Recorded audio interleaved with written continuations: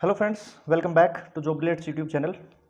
इस वीडियो के अंदर हम बात करेंगे हरियाणा पब्लिक सर्विस कमीशन की यानी एचपीएससी की बात करेंगे, जिसके अंदर एक नोटिफिकेशन जारी हुआ है जिसके अंदर दिया गया है कि आपकी एचसीएस की और अदर लाइट सर्विसेज की जो पोस्ट हैं वो जारी कर दी गई हैं, जिसके अंदर टोटल 95 वैकेंसीज आपको देखने को मिलेंगी।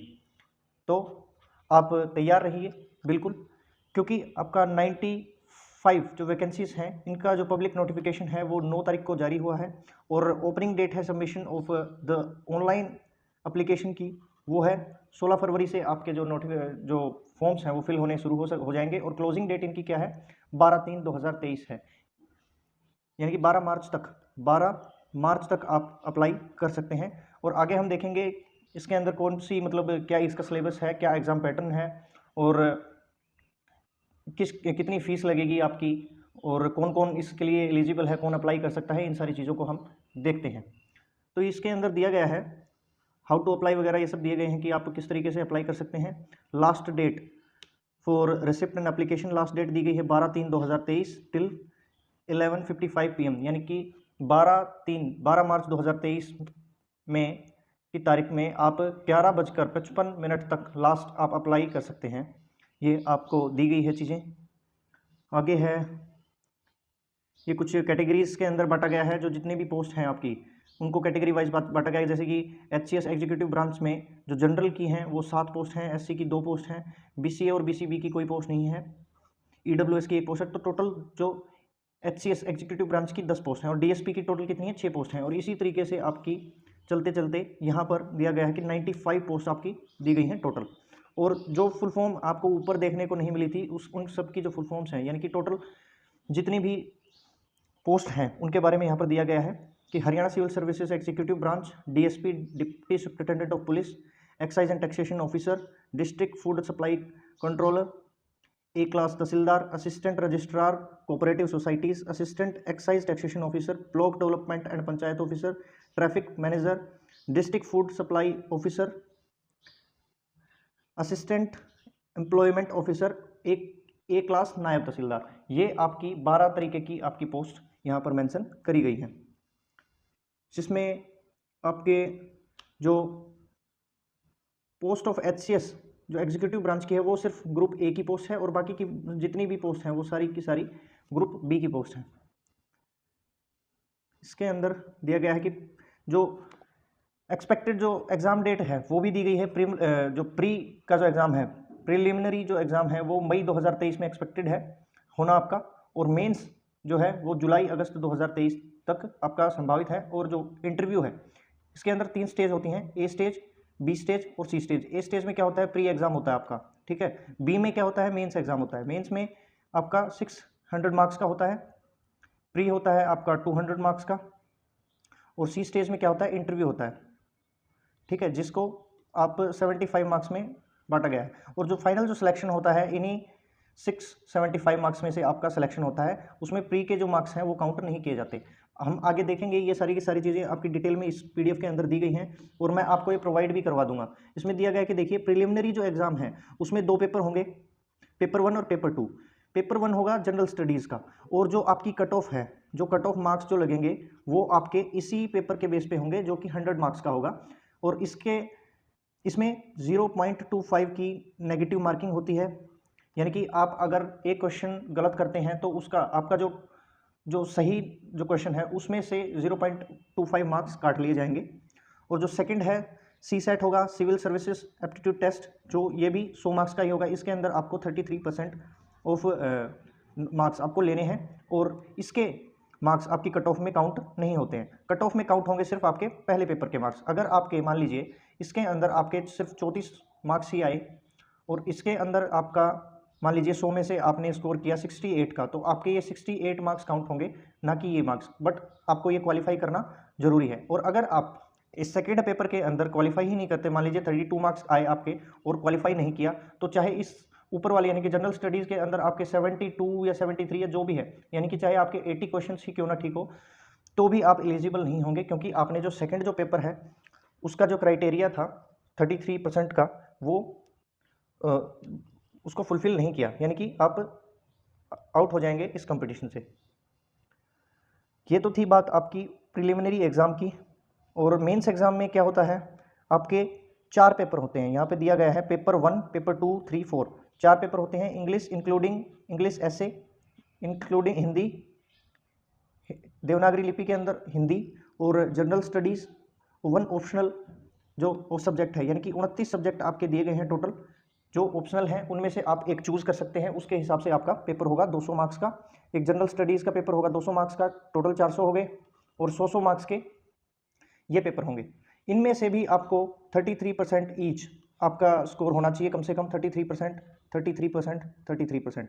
बट ओवरऑल मिला के आपके 45% मार्क्स होने चाहिए। टोटल आपका कितना हो गया, ये 600 मार्क्स हो गए आपके। 600 का 45% अगर हम निकालें तो कितना होता है,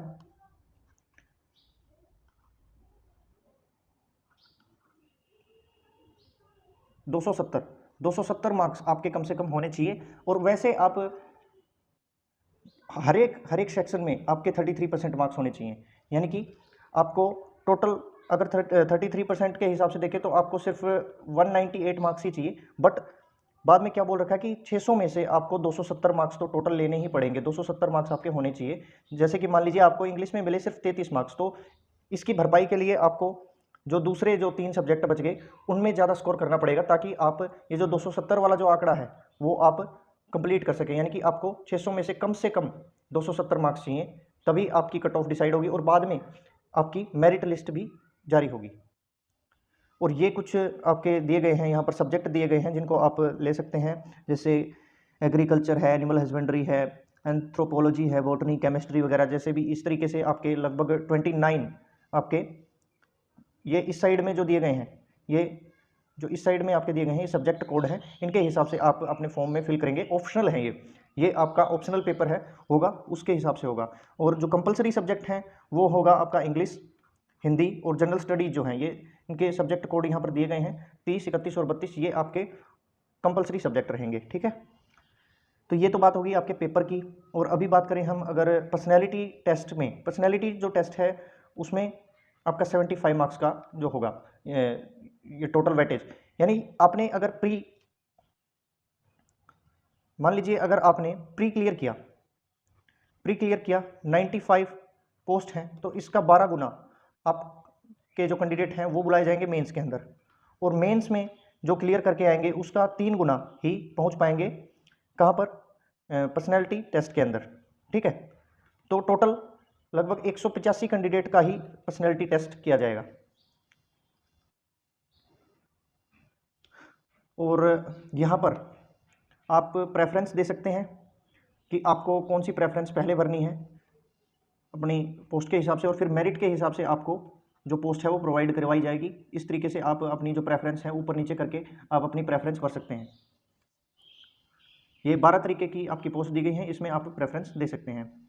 ठीक है, और एज लिमिट की बात करें, एज लिमिट में क्या है, the candidate except for the post of DSP should not be less than 18 years and not more than 42 years before 1 जनवरी 2023 को आपकी जो एज लिमिट है वो काउंट होगी। 18 से 42 साल की आपके बीच में आपकी उम्र होनी चाहिए, सिर्फ एक पोस्ट को छोड़ के डीएसपी के लिए आपको चाहिए 18 से 27 साल की एज, जो कि 1 जनवरी 2023 से ही आपकी काउंट करी जाएगी। और एज रिलैक्सेशन भी आपको साथ में यहाँ पर दिया गया है, शेड्यूल कास्ट के लिए है या फिर बैकवर्ड क्लास के लिए है 5-5 साल का। और ये नीचे पूरी की पूरी तालिका दी गई है जिसमें आपको अलग अलग सिचुएशन में आपको जो 5 साल का जो एज रिलैक्सेशन भी साथ साथ में दिया गया है, आप एक बार देख लेना इसको। और जो एलिजिबल है डीएसपी के लिए, या डीएसपी के लिए जो अप्लाई करेगा उसके लिए मेल कैंडिडेट के लिए जो फिजिकल की जो physical standard for the post of deputy superintendent of police की बात करें तो मेल के लिए आपको 5 फीट 7 इंच की हाइट चाहिए, यानी कि 170.18 सेंटीमीटर की आपकी हाइट चाहिए। और चेस्ट जो है वो 83.82 सेंटीमीटर चाहिए, और उसका एक्सपेंशन लगभग 87.63 कम से कम होना चाहिए, ये एलिजिबिलिटी है। और फीमेल के लिए सिर्फ हाइट मेंशन करी गई है 157.50 की हाइट। इसके अंदर दिया गया है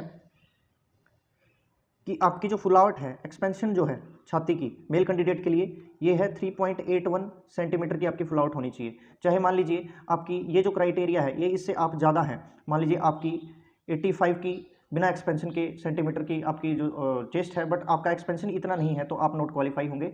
इसके बाद आपका जो एक्सपेंशन है इससे ज़्यादा होना चाहिए, यानी कि कम से कम आपका 88.81 का एक्सपेंशन होना चाहिए सेंटीमीटर का, तभी आप एलिजिबल होंगे। और इसके अंदर और ऐसा कुछ है नहीं, इसमें कुछ फ़ी क्राइटेरिया वगैरह भी दिए गए हैं कि अगर आप मेल कैंडिडेट्स हैं जनरल कैटेगरी से, और या फिर dependent son of ex serviceman यानी कि DESM हैं, या मेल कैंडिडेट है जनरल के और किसी भी रिजर्व कैटेगरी के और अदर स्टेट के हैं, यानी कि जनरल के कैंडिडेट हरियाणा के या फिर कोई और किसी भी जाति के या किसी भी कैटेगरी से बिलोंग करते हों बट किसी और स्टेट से हैं, तो उन सब की जो फ़ी है वो 1000 रुपये लगेगी। और for all candidates of general categories including the female dependent on off ESM of Haryana only, and for the female candidates of general and all reserve categories of other state, यानी कि अदर स्टेट की कोई भी female category हो, उन सब की लगेगी कितनी, 250 रुपये। ठीक है। और यहाँ पर male and female candidate of SC BC BCB ESM and economical weaker section categories of Haryana only, उनकी लगेगी कितनी, 250 रुपये लगेगी। और फॉर द डिसेबल के लिए जिसकी 40% डिसेबिलिटी है उसकी कोई भी फीस नहीं ली जाएगी। तो ये कुछ जानकारी थी इस नोटिफिकेशन के बारे में। और हाउ टू अप्लाई, आप इस पर क्लिक करके आप अप्लाई कर सकते हैं, अपनी जो पोस्ट के लिए अप्लाई कर सकते हैं। और एक चीज़ और मैं बता दूं आपको, जो BC या फिर SC के जो सर्टिफिकेट्स हैं वो आपको नए बनवाने हैं, EWS का भी आपको नया बनवाना है। ये सारी चीज़ें आपकी इसी नोटिफिकेशन के अंदर दी गई हैं, आप आसानी से इनको पढ़ सकते हैं। तो ये कुछ जानकारी थी इस पोस्ट के बारे में। अच्छी पोस्टें हैं, ऑफिसर रैंक की पोस्ट हैं जिसके अंदर 95 पोस्ट आपकी दी गई हैं। आई होप कि ये इन्फॉर्मेशन आपको अच्छी लगी होगी। मैं समय समय पर आकर आपको जॉब से रिलेटेड जो जानकारी है वो प्रोवाइड करता रहता हूँ। साथ साथ में हम मैथ्स की तैयारी भी करवाते हैं आपको, स्टैटिक जीके की भी जो तैयारी है वो अच्छे तरीके से आपको करवाई जाती है। साथ साथ में आपको करंट अफेयर्स, जिसमें weekly plus monthly current affairs भी आपको साथ साथ में करवाई जाती हैं। आई होप कि ये वीडियो आपको अच्छी लगी होगी। Thank you for watching this video. जय हिंद।